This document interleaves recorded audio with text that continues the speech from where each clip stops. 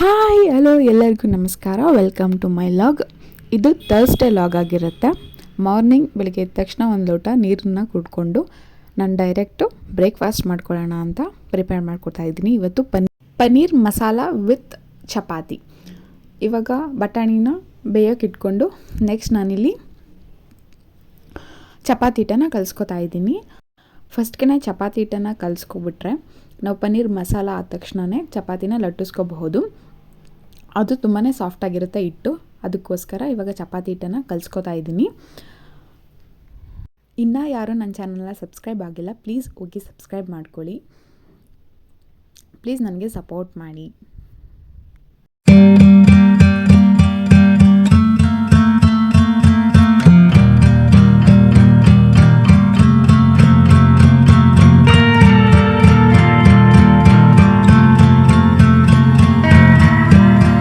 Next ನಾನಿಲ್ಲಿ ಎಣ್ಣೆ packet ಖಾಲಿ ಆಗಿತ್ತಲ್ಲ, ಸೊ ಅದನ್ನು ನಾನು ಬಿಸಾಕ್ತೇನೆ. ಈ ರೀತಿ ಕಟ್ ಮಾಡಿಕೊಂಡು ಅದರೊಳಗಡೆ ಹಿಟ್ಟನ್ನು ಹಾಕ್ಕೊಂಡು ಇಟ್ಕೋತೀನಿ. ಏನಕ್ಕೆ ಅಂತಂದರೆ ಅಲ್ಲಿರುವಂಥ ಎಣ್ಣೆ ಎಲ್ಲ ಆ ಹಿಟ್ಟಿಗೆ ಅಬ್ಸರ್ವ್ ಆಗುತ್ತೆ, ಆವಾಗ ತುಂಬಾ ಸಾಫ್ಟಾಗಿ ಇಟ್ಟಿರುತ್ತೆ. ಸೊ ಹಾಗಾಗಿ ನೀವೂ ಅದೇ ರೀತಿ ಮಾಡ್ಕೊಳ್ಳಿ. ಇದರಿಂದ ಎಕ್ಸ್ಟ್ರಾ ಎಣ್ಣೆ ಹಾಕೋ ಅವಶ್ಯಕತೆ ಇರೋದಿಲ್ಲ. ನೆಕ್ಸ್ಟು ಹಾಲು ತೊಗೊಂಡು ಬಂದು ಹಾಲನ್ನು ಕಾಯಕ್ಕೆ ಇಟ್ಕೊಂಡೆ. ನೆಕ್ಸ್ಟ್ ನಾನಿಲ್ಲಿ ಮಸಾಲ ಮಾಡ್ಕೊಳ್ಳೋಕ್ಕಂತ 2 ಟೊಮೊಟೊ, 2 ಆನಿಯನ್ ಮತ್ತು ಶುಂಠಿ ಬೆಳ್ಳುಳ್ಳಿ ಕೊತ್ತಂಬರಿ ಸೊಪ್ಪನ್ನು ತೊಗೊಂಡಿದ್ದೀನಿ. ನೆಕ್ಸ್ಟ್ ಇಲ್ಲಿ ಗೋಡಂಬಿ 100 ಗ್ರಾಮು ಮತ್ತು 3 ಒಣಮೆಣಸಿನ್ಕಾಯಿ, 3 ಬೇಡಿಗೆ ಮೆಣಸಿನ್ಕಾಯಿ, ಧನಿಯಾ ಪೌಡರು ಮತ್ತು ಗರಂ ಮಸಾಲ, ಜೀರಿಗೆನ ತೊಗೊಂಡಿದ್ದೀನಿ. ಫಸ್ಟ್ಗೆ ಸ್ಟವ್ ಹಚ್ಚಿ ಒಂದು ಪ್ಯಾನನ್ನು ಇಟ್ಕೊಂಡು ಮಸಾಲೆ ಹುರ್ಕೋಬೇಕು. ಫಸ್ಟ್ಗೆ 1 ಸ್ಪೂನಷ್ಟು ಆಯಿಲನ್ನು ಹಾಕ್ಕೊಂಡು ಅದಕ್ಕೆ 2 ಮೊಗ್ಗು, 1 ಚಕ್ಕೆನ ಸೇರಿಸ್ಕೊಳ್ಳಿ. ಜಾಸ್ತಿ ಹಾಕಬೇಡಿ, ಇಷ್ಟೇ ಸಾಕಾಗುತ್ತೆ. ಇದನ್ನು ಹಾಕ್ಕೊಂಡು ನೆಕ್ಸ್ಟು ನಾನಿಲ್ಲಿ ಬ್ಯಾಡಿಗೆ ಮೆಣಸಿನ್ಕಾಯಿ, ಒಣಮೆಣಸಿನ್ಕಾಯಿನ ಹಾಕೋತಾ ಇದ್ದೀನಿ. ನೆಕ್ಸ್ಟ್ ನಾನಿಲ್ಲಿ ಶುಂಠಿ ಮತ್ತು ಬೆಳ್ಳುಳ್ಳಿ ಜಜ್ಜಿ ಸೇರಿಸ್ಕೊತಾ ಇದ್ದೀನಿ.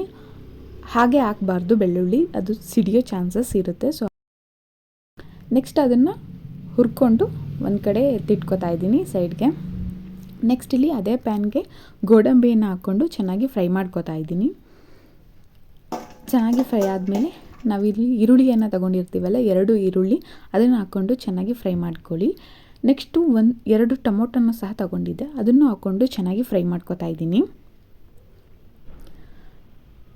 ಚೆನ್ನಾಗಿ ಫ್ರೈ ಆದಮೇಲೆ ಅದಕ್ಕೆ 1 ಸ್ಪೂನಷ್ಟು ಧನಿಯಾ ಪೌಡರು ಮತ್ತು ಟರ್ಮರಿಕ್ ಪೌಡರ್ ಮತ್ತು 1/4 ಟೀ ಸ್ಪೂನಷ್ಟು ಗರಂ ಮಸಾಲ ಮತ್ತು ಅರ್ಧ ಸ್ಪೂನಷ್ಟು ಜೀರಿಗೆನ ಸೇರಿಸ್ಕೊಂಡು ಅದನ್ನು ಸಹ ಚೆನ್ನಾಗಿ ಫ್ರೈ ಮಾಡಿಕೊಂಡು ಸ್ಟವ್ ಆಫ್ ಮಾಡಿಕೊಂಡೆ.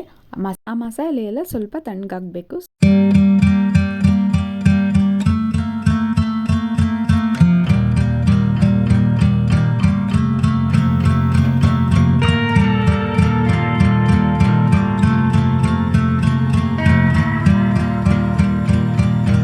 ನೆಕ್ಸ್ಟ್ ನಾನಿಲ್ಲಿ ಪನ್ನೀರನ್ನು ಕ್ಯೂಬ್ಸ್ ರೀತಿ ಕಟ್ ಮಾಡ್ಕೊತಾ ಇದ್ದೀನಿ.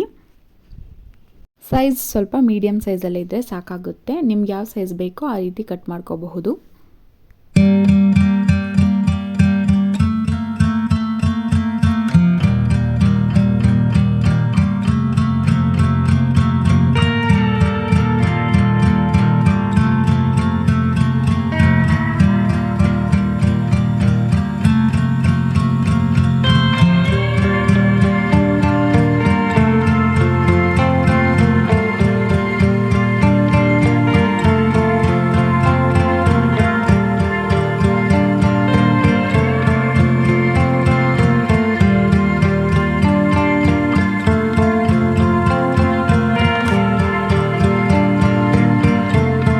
ನೆಕ್ಸ್ಟ್ ನಾನಿಲ್ಲಿ ಒಂದು ಜಾರನ್ನು ತೊಗೊಂಡು ಆ ಮಸಾಲೆಯನ್ನು ಹುರಿದಿರುವಂಥ ಮಸಾಲೆನೆಲ್ಲ ಇಲ್ಲಿ ಸೇರಿಸ್ಕೊತಾ ಇದ್ದೀನಿ. ಇದನ್ನು ಚೆನ್ನಾಗಿ ರುಬ್ಕೋಬೇಕು.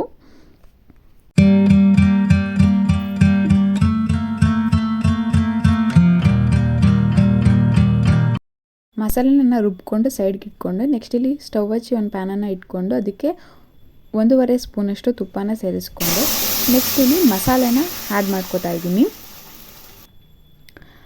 ನೆಕ್ಸ್ಟು ಎಕ್ಸಸ್ ಮಸಾಲ ಇರುತ್ತಲ್ಲ ಜಾರಲ್ಲಿ, ಅದನ್ನೆಲ್ಲ ಸ್ವಲ್ಪ ನೀರನ್ನು ಹಾಕ್ಕೊಂಡು ಅದನ್ನು ಸಹ ಸೇರಿಸ್ಕೊಂಡೆ.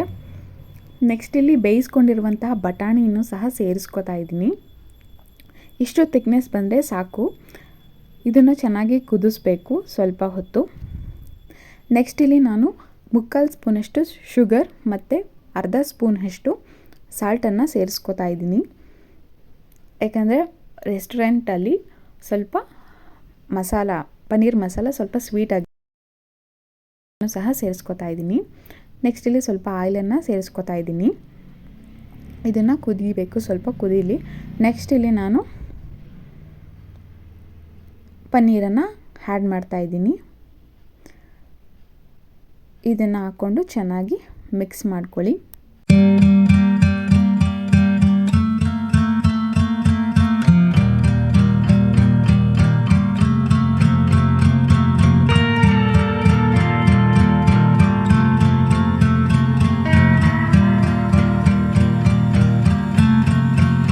ನೆಕ್ಸ್ಟ್ ನಾನಿಲ್ಲಿ ಅರ್ಧ ಲೋಟದಷ್ಟು ಹಾಲನ್ನು ಸಹ ಸೇರಿಸ್ಕೊತಾ ಇದ್ದೀನಿ.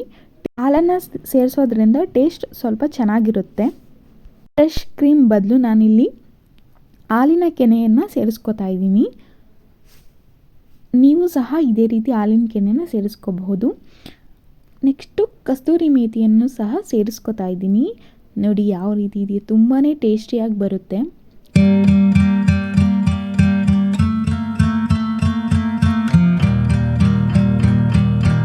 10 ಮಿನಿಟ್ಸ್ ಮೀಡಿಯಮ್ ಫ್ಲೇಮಲ್ಲಿ ಇದನ್ನು ಕುದಿಸ್ಕೊಡಿ. ಸೂಪರ್ ಟೇಸ್ಟಿಯಾಗಿರುವಂತಹ ಪನ್ನೀರ್ ಮಸಾಲ ರೆಡಿ ಆಗುತ್ತೆ. ನೋಡಿ ಯಾವ ರೀತಿ ಇದೆ. ಅದಾದಮೇಲೆ ನಾನಿಲ್ಲಿ ಚಪಾತಿ ಲಟ್ಟಿಸ್ಕೊತಾ ಇದ್ದೀನಿ.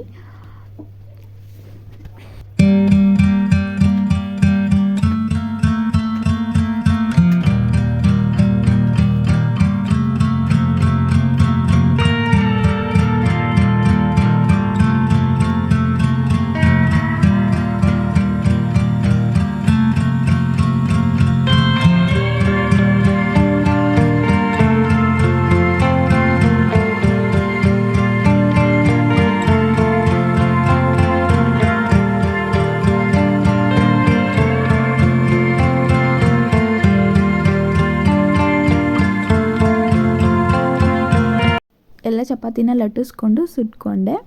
ನೆಕ್ಸ್ಟ್ ನಾನಿಲ್ಲಿ ಹಸ್ಬೆಂಡ್ಗೆ ಸರ್ವ್ ಮಾಡ್ತಾಯಿದ್ದೀನಿ. ನೋಡಿ ಯಾವ ರೀತಿ ಬಂದಿದೆ ಅಂತ. ಅವರಂತೂ ತುಂಬಾ ಟೇಸ್ಟಿಯಾಗಿದೆ ಅಂತ ಹೇಳ್ತಾಯಿದ್ರು. ಅವ್ರಿಗೆ ಬಾಕ್ಸ್ಗೂ ಸಹ ಹಾಕ್ಕೊಟ್ಟೆ. ನೆಕ್ಸ್ಟ್ ಅವ್ರು ಹೋದ ತಕ್ಷಣ ನಾನು ಸಹ ಹಾಕ್ಕೊಂಡು ತಿಂದೆ. ತುಂಬಾ ಟೇಸ್ಟಿಯಾಗಿ ಬಂದಿತ್ತು. ನೀವು ಒಂದ್ಸರಿ ಮನೆಯಲ್ಲಿ ಟ್ರೈ ಮಾಡಿ ಹೇಗೆ ಬಂತು ಅಂತ ಕಮೆಂಟ್ ಮಾಡಿ ತಿಳಿಸಿ. ನೆಕ್ಸ್ಟು ಒಂದು ಸ್ವಲ್ಪ ಎಲ್ಲ ಕೆಲಸ ಎಲ್ಲ ಮುಗಿಸಿ ಇದು ಒಂದು 3 ಗಂಟೆ ಆಗಿತ್ತು. ಆವಾಗ ಸ್ವಲ್ಪ ಮೊಳಕೆ ಕಟ್ಟೋಣ ಹುಳ್ಳಿನ ಅಂತ ಇಲ್ಲಿ ನಾನು ಅದನ್ನು ಸ್ವಲ್ಪ ಸೋಸ್ಕೊತಾ ಇದ್ದೀನಿ. ಹುಳ್ಳಿನ ಅಂದರೆ ಅದರಲ್ಲಿ ಸ್ವಲ್ಪ ಕಲ್ಲು ಮತ್ತು ಮಣ್ಣು ಇರುತ್ತೆ, ಅದನ್ನೆಲ್ಲ ಸ್ವಲ್ಪ ಕ್ಲೀನ್ ಮಾಡ್ಕೊತಾ ಇದ್ದೀನಿ.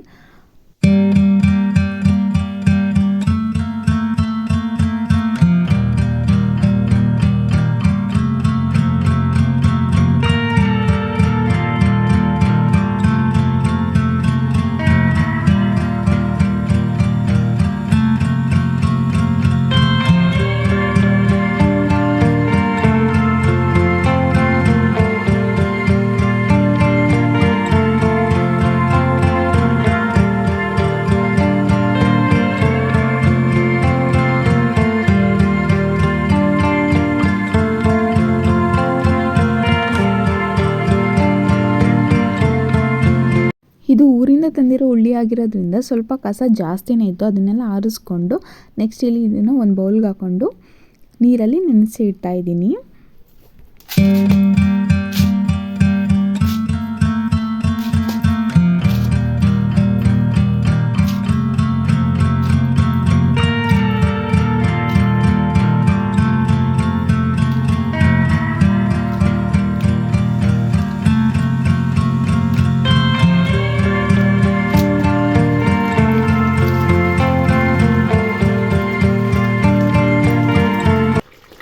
ಹುಳಿಯನ್ನು ಚೆನ್ನಾಗಿ ತೊಳೆದು ನೆನೆಸಿಟ್ಟೆ. ನಾನಿಲ್ಲಿ ಸ್ವಲ್ಪ ಬಟ್ಟೆ ವಾಶ್ ಮಾಡಬೇಕಿತ್ತು, ಹಾಗಾಗಿ ಟೆರಸ್ ಮೇಲೆ ಬಂದು ಸ್ವಲ್ಪ ಬಟ್ಟೆ ಎಲ್ಲ ವಾಶ್ ಮಾಡಿ ಆಲ್ರೆಡಿ 5:30 ಆಗೋಯಿತು. ನೆಕ್ಸ್ಟು ಸ್ವಲ್ಪ ಸ್ನಾನನೆಲ್ಲ ಮುಗಿಸ್ಕೊಂಡು ಡಿನ್ನರ್ಗೆ ಸ್ವಲ್ಪ ನೈಟ್ದು ಸಾಂಬಾರಿತ್ತು ಮತ್ತು ನಾನು ಸಹ ನೀರು ಸಾಂಬಾರನ್ನು ಸ್ವಲ್ಪ ಮಾಡಿಕೊಂಡೆ, ರೈಸನ್ನು ಮಾಡಿಕೊಂಡು ಬಜ್ಜಿ ಸಹ ಮಾಡ್ಕೊಂಡಿದ್ದೆ. ಇವತ್ತಿನ ಡಿನ್ನರ್ ಇಷ್ಟೇ, ಇವತ್ತಿನ ವ್ಲಾಗ್ ಸಹ ಇಷ್ಟೇ. ವಿಡಿಯೋ ಇಷ್ಟ ಆದರೆ ಲೈಕ್ ಮಾಡಿ, ಶೇರ್ ಮಾಡಿ, ಕಮೆಂಟ್ ಮಾಡಿ. ಪ್ಲೀಸ್ ನನ್ನ ಚಾನಲ್ನ ಸಬ್ಸ್ಕ್ರೈಬ್ ಮಾಡ್ಕೊಳ್ಳಿ. Thank you.